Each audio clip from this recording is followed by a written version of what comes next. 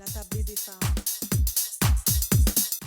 Mon nom, c'est Alain Alexandre, le directeur général et fondateur du Centre culturel afro-canadien de Montréal, qu'on appelle le CECAM. Donc, vous êtes venu aujourd'hui ici pour regarder le documentaire de la fête des pères, documentaire qui parle beaucoup de l'absence des papas. Puis, dites-moi ce que vous pensez de ce documentaire-là. Ben, je suis venu, il y a plusieurs raisons. La première, c'est que Ayana, c'est une réalisatrice pour qui j'ai une admiration vraiment profonde. La deuxième des choses, c'est que dans mon rôle également avec le Centre culturel afro-canadien de Montréal, notre objectif justement, c'est vraiment de faire rayonner et préserver le patrimoine culturel et artistique de la communauté noire. Puis on sait que dans le contexte, Ayana étant réalisatrice afrodescendante, avec un film qui touche beaucoup, un sujet qui touche beaucoup la communauté noire, et il y avait ça. Mais troisièmement, également, c'est comme personne d'origine haïtienne, autant que c'est peut-être pas ma réalité personnelle, je connais tellement d'histoires qui ont l'air à ça. Donc, être présent pour voir un peu comment ça se vit, ben c'est vraiment important pour moi là, de participer à ça.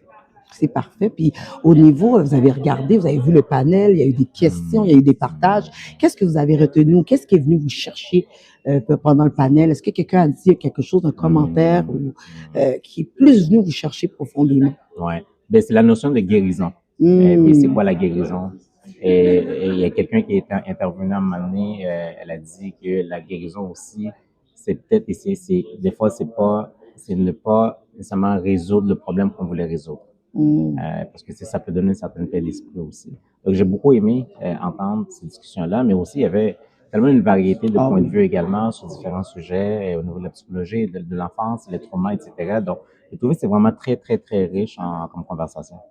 Surtout qu'il y avait deux papas qui étaient présents, qui étaient là dans le documentaire et qui réclament qu'eux autres, ils voulaient une présence dans la vie de leur enfant. Puis, comment vous avez vu ce point de vue-là qui est différent? Parce que quand on entend le documentaire, on pense qu'on parle seulement des pères absents, mais il y en a qui réclament leur place. Qu'est-ce que vous pensez de ça?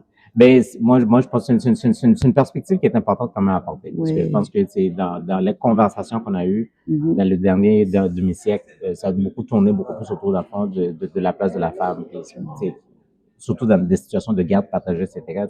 Mais je pense dans ce processus-là également, on a oublié comment parler aux hommes.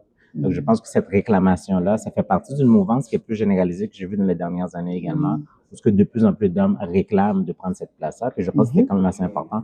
Mais c'est une perspective, je pense que qui doit faire partie d'une plus grande conversation, naturellement respectueuse, mais qui apporte un contrebalan quand même par rapport au narratif dominant qu'on a entendu dans les dernières décennies. Merci beaucoup d'avoir répondu à mes questions. Ça fait plaisir. Merci.